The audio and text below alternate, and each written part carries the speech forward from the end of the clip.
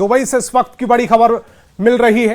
Dubai में missile हमले का अलर्ट मिला है। अमेरिका ईरान सीजफायर खत्म होने के बाद खाड़ी देशों में एक बार फिर ईरान के हमलों का खतरा मंडराने लगा है। इस बीच ट्रंप ने सोशल प्लेटफॉर्म ट्रुथ पर पोस्ट कर ऐलान किया कि ईरान से अब कोई बातचीत नहीं होगी। हारमूश में ईरान की बिछाई बारूदी सुरंग को हटा दिया गया है। ईरान ने अगर हारमूश में अब हमला किया तो उसे बख्शा नहीं जाएगा। ट्रंप ईरान के साथ ओमान पर बमबारी की धमकी दे रहे हैं।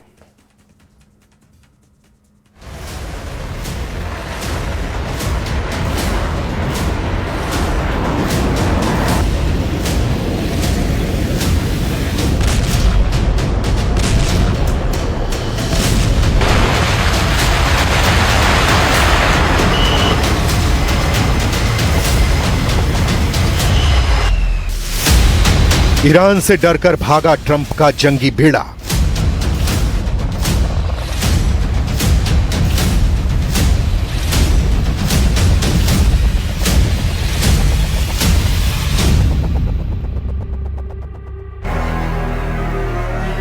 यूएसएस लिंकन ने लगाया back gear.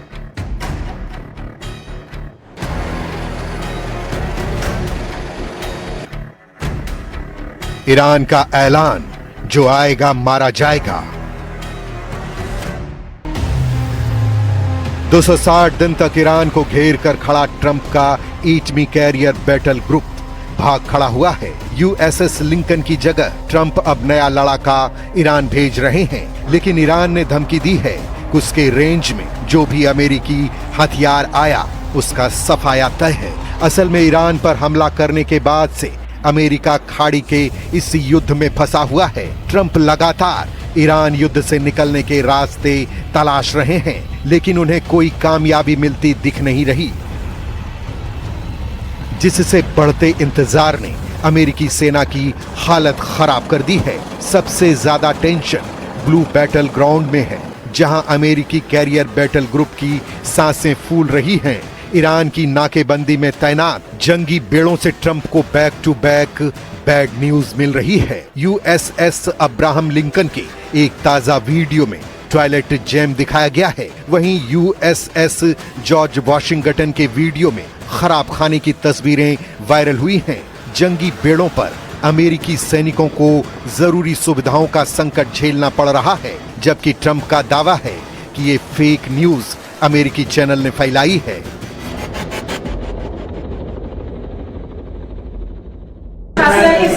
Is there enough food on the USS Lincoln? Yeah, it is. That was a CNN fake report. The Lincoln has been out there for a period of time, good period of time. But over the years, we've had them out there much longer. I was at a group meeting, and an admiral came up to see me over the weekend, and it was at a big group, and he happened to be an admiral retired. He said, "I've been on ships that are out there much longer than that, sir. And I know people on the Lincoln, they say it's beautifully maintained and beautifully taken care of. And other people went out and they found out to be true. It was fake news reporting from CNN.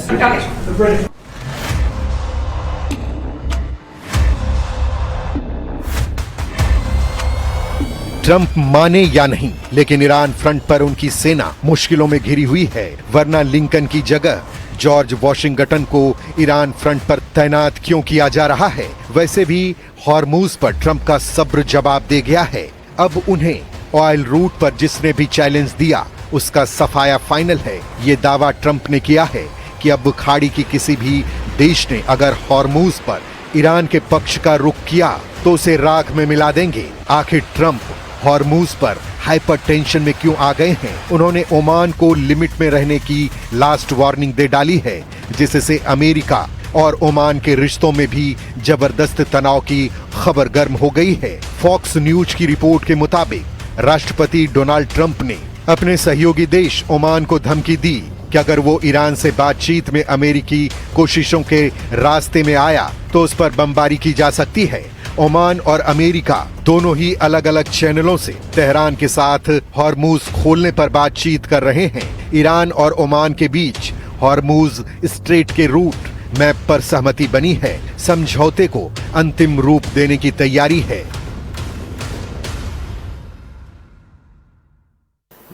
آرزوی مرگ آرام رو به گور خواهند برد. از این به بعد هم مطمئن باشید با چنین روش‌هایی که عرض کردم قبلا امتحان کردن و نتیجه نداده قرار نیست نتیجه دیگری عایدشون باشه. حتما نه الان، از مدت‌ها قبل با توجه به ارزیابی‌هایی که ما داشتیم.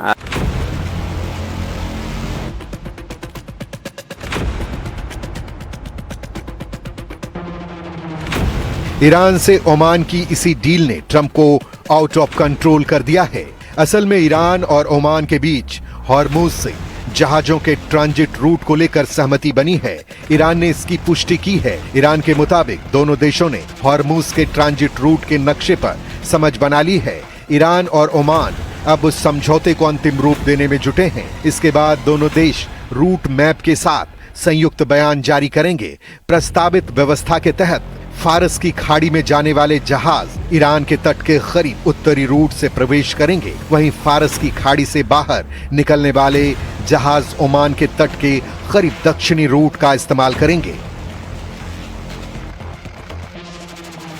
Iran के विदेश मंत्रालय के प्रवक्ता इस्माइल बघाई ने जानकारी दी है कि नए रास्ते को लेकर सहमति बन गई है, जिसका इस्तेमाल जहाज इस समुद्री रास्ते से गुजरने के लिए करेंगे। पहले जो जानकारी सामने आई थी, उस व्यवस्था के तहत जहाज ईरानी तट से लगे उत्तरी रास्ते से एंट्री करेंगे और ओमान के तट से लगे दक्षिणी रास्ते से बाहर निकलेंगे। अब अंतिम समझौते और संयुक्त बयान का इंतजार है। बस इसी बात से ट्रंप का दिमाग गर्म हो गया है। उन्होंने ओमान की क्लास लगा दी है।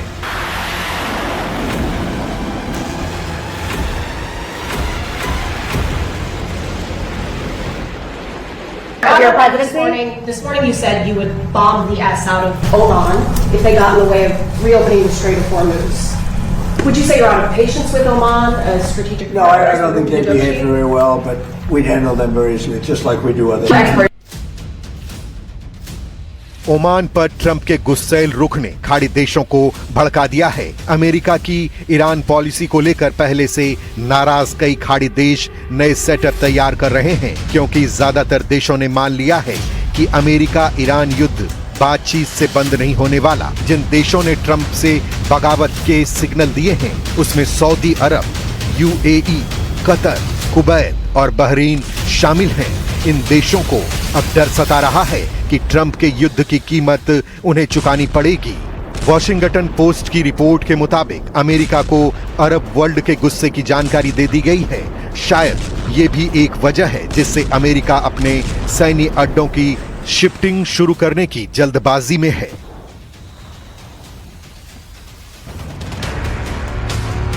अमेरिका यूएई के अल दफर से एयर एयरबेस को इटली के एवियानो एयरबेस शिफ्ट करने का प्लान बना रहा है, जो ईरान की मिसाइल रेंज 3000 किलोमीटर से बाहर पड़ता है। इस वजह से ईरान के हमले से स्टेल्थ जेट और जासूसी विमान बच सकते हैं। इसके बाद भी ईरान अगर प्रेशर में नहीं आता तो हॉर्मुज एक बार फिर विस्फोट युद्ध का एपी सेंटर बनेगा।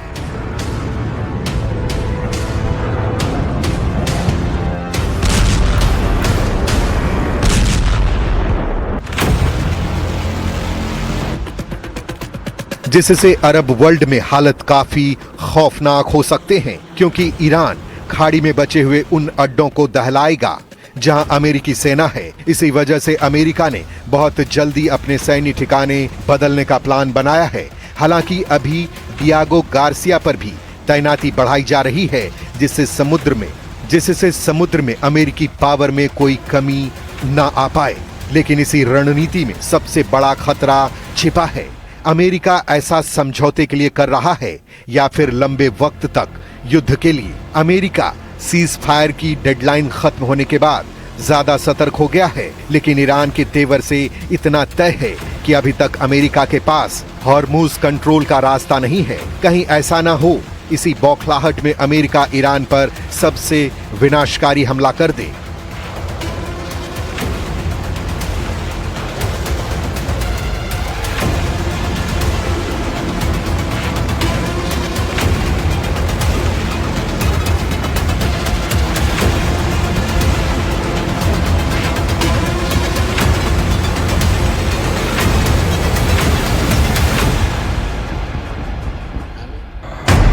अमेरिका ईरान के बीच डील की सुई एक जगह अटकी हुई है। ये ना तो हॉर्मुज है, ना ही मुस्तवा का तख्ता पलट है, ना ही ईरान के प्रॉक्सी फाइटर ग्रुप हैं, ना ही लेबनान और यमन का युद्ध है। ट्रंप अब सिर्फ एटम बम की तरफ उंगली दिखा रहे हैं। वो धमकी दे रहे हैं कि ईरान के एटमी प्रोग्राम का द एंड नहीं हुआ तो दुनिया परमाणु धमाकों में उड़ जाएगी।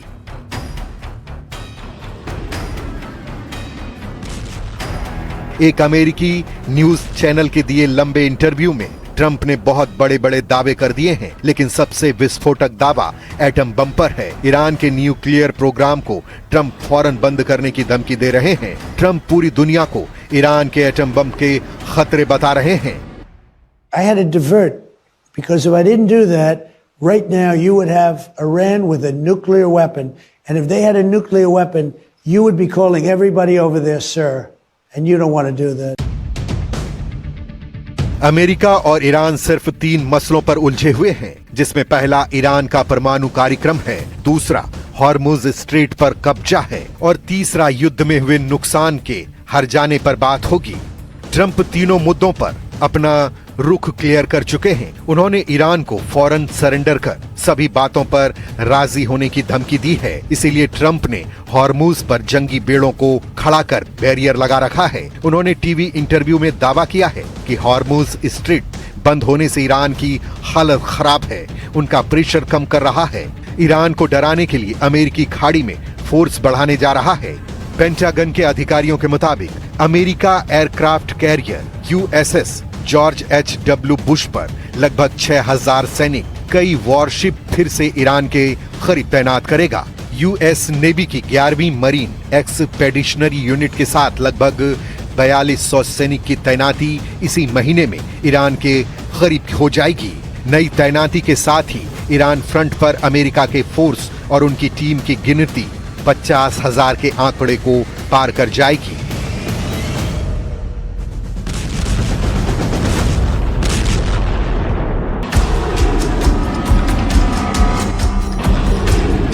ट्रंप फायर पावर बढ़ा रहे हैं तो ईरान भी पीछे नहीं है। ईरान उनकी हर चाल को तसल्ली से काट रहा है। ईरान के रेवोल्यूशनरी लड़ाकों ने धमकी दी है कि हॉर्मुज स्ट्रेट के बदले में वो 3 तेल गलियारे बंद करने जा रहा है, जिससे खाड़ी देशों का पूरा तेल कारोबार चौपट हो जाएगा। ईरान के रेवोल्यूशनरी गार्ड्स ने हॉर्मुज स्ट्रेट का बदला लेने के लिए ओमान की खाड़ी, फारस की खाड़ी और लाल सागर ऑयल रूट ठप करने की तैयारी कर ली है। ईरान ने धमकी दी है कि ये तेल रूट तो बंद होंगे ही, साथ ही अमेरिका को सीज फायर तोड़ने की सजा भी दी जाएगी।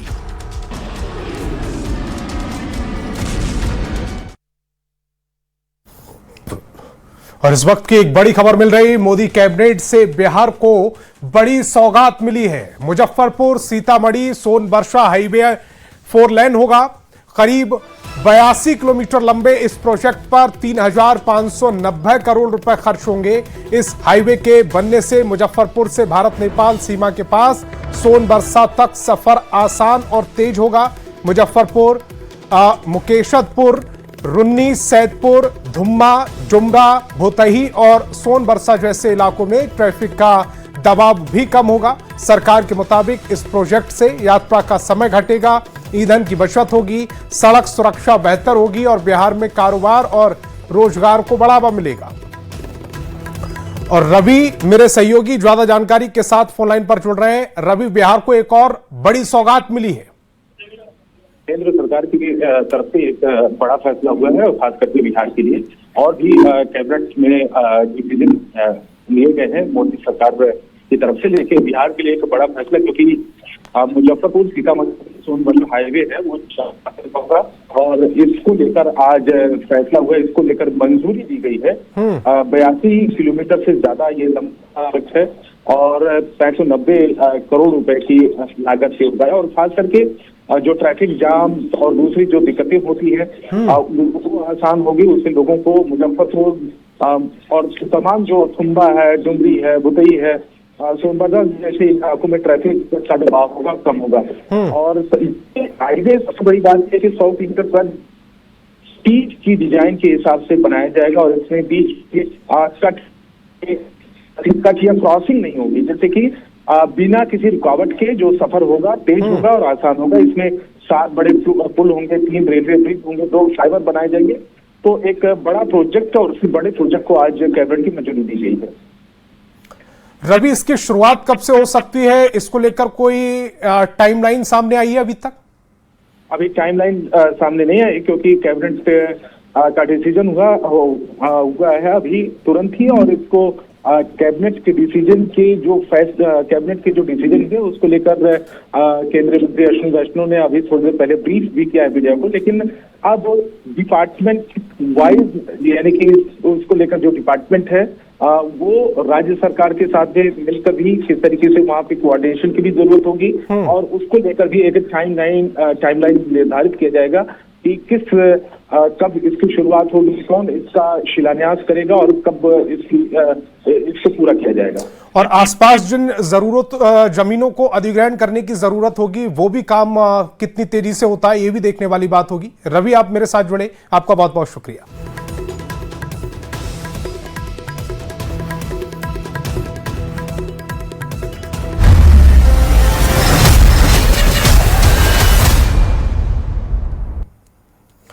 और यूक्रेन ने एक बार फिर मॉस्को और उसके आसपास के इलाकों में ड्रोन से हमला कर दिया। दावा है कि यूक्रेन ने एक साथ 800 से ज्यादा ड्रोन से हमला किया। हालांकि रूस ने ज्यादातर ड्रोनों को मार गिराने का दावा किया। इधर खार्किव पर रूस के मिसाइल हमले में 10 लोगों की मौत की खबर है। दावा है कि रूस ने ओडेसा पोर्ट के पास एक के बाद एक हमले किए।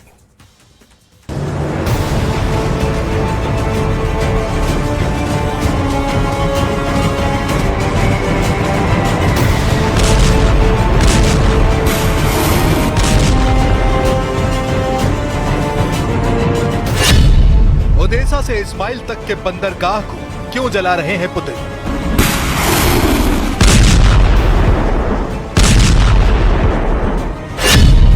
मॉस्को की सबसे बड़ी रिटेल चेन को क्यों बार बार टारगेट कर रहे हैं जेलेंस्की?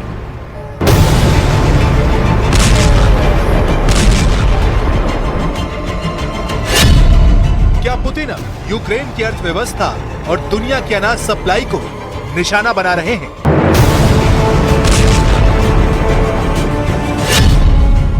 क्या रूस और यूक्रेन की जंग फ्रंट लाइन से बहुत आगे बढ़ गई है?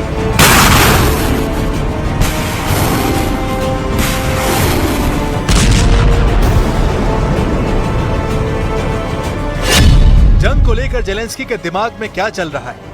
क्या यूक्रेन का जवाबी हमला रूस के एग्रेशन को रोक पाएगा? क्या आने वाली सर्दियों से पहले यूक्रेन को आर्थिक रूप से तोड़ना चाहते हैं पुतिन? समंदर के किनारे बसा एक शहर जहां कभी जहाजों की आवाज सुनाई देती थी, जहां अनाज से भरे जहाज दुनिया के अलग अलग हिस्सों के लिए रवाना होते थे, आज वहीं आसमान से तबाही बरस रही है। ओडेसा से इस्माइल तक 17 अगस्त की रात रूस ने एक बार फिर यूक्रेन दक्षिणी बंदरगाहों पर हमले कर दिए। ओडेसा के इस्माइल में पोर्ट इंफ्रास्ट्रक्चर को निशाना बनाया गया। इस्माइल रोमानिया बॉर्डर के करीब डेन्यूब नदी पर यूक्रेन का सबसे बड़ा नदी बंदरगाह है। रूस के रक्षा मंत्रालय ने दावा किया उन्होंने मिलिट्री कार्गो उतारने वाले टर्मिनल, पश्चिमी मिलिट्री इक्विपमेंट और हैंगर और नेवल ड्रोन के डिपो को निशाना बनाया।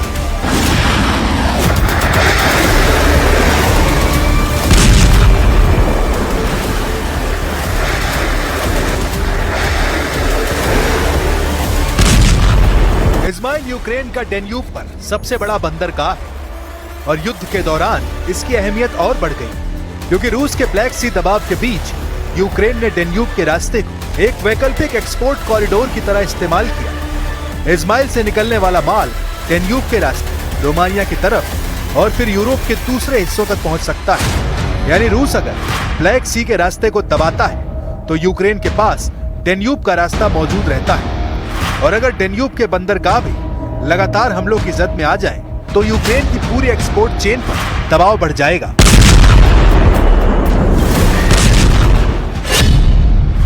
इस्माइल सिर्फ एक पोर्ट नहीं है, ये यूक्रेन की युद्ध के दौरान लॉजिस्टिक्स की लाइफलाइन है।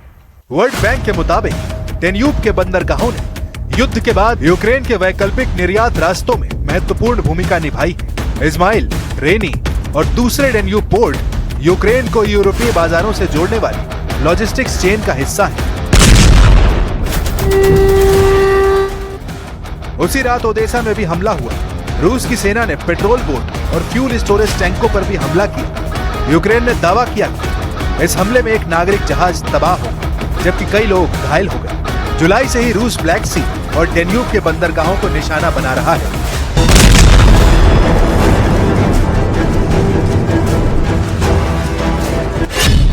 ओदेसा, चोर्नोमोर्स्क, पिवदेनी और इस्माइल एक के बाद एक हमले हुए। यूक्रेन ने सिर्फ जुलाई में ही 57 नागरिक जहाजों को निशाना बनाए जाने का दावा किया। 22 बार समंदर में हमले हुए, जबकि 67 बार पोर्ट इंफ्रास्ट्रक्चर को निशाना बनाया गया। हार्मूज के बाद ब्लैक सी भी अब दुनिया का सबसे खतरनाक शिपिंग रूट बन चुका है।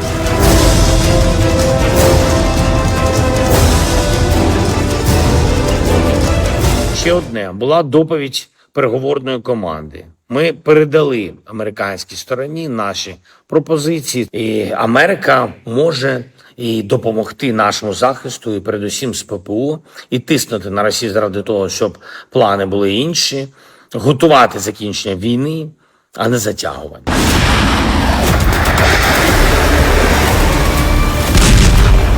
रूस अब सिर्फ यूक्रेन के ब्लैक सी पोर्ट पर ही दबाव नहीं बना रहा है, बल्कि वैकल्पिक रास्ते को भी टारगेट कर रहा है। यह रूस की स्ट्रेटजी समझने की जरूरत है, क्योंकि बंदरगाह पर हमला सिर्फ एक बिल्डिंग पर हमला नहीं होता।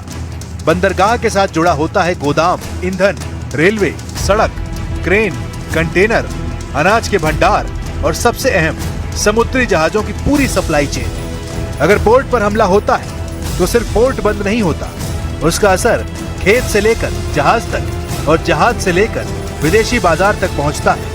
यही वजह है कि ओदेसा के बंदरगाहों पर हमले को सिर्फ मिलिट्री एक्शन की तरह देखने से पूरी तस्वीर छोटी हो जाएगी।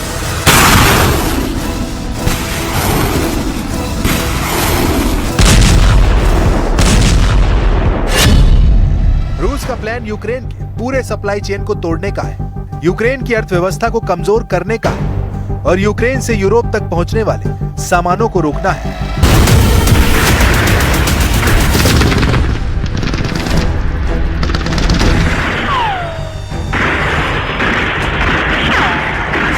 दो 2022 में जब रूस ने यूक्रेन के बंदरगाहों को ब्लॉक किया तो सिर्फ यूक्रेन की अर्थव्यवस्था ही प्रभावित नहीं हुई, पूरी दुनिया में अनाज की सप्लाई को लेकर चिंता बढ़ी।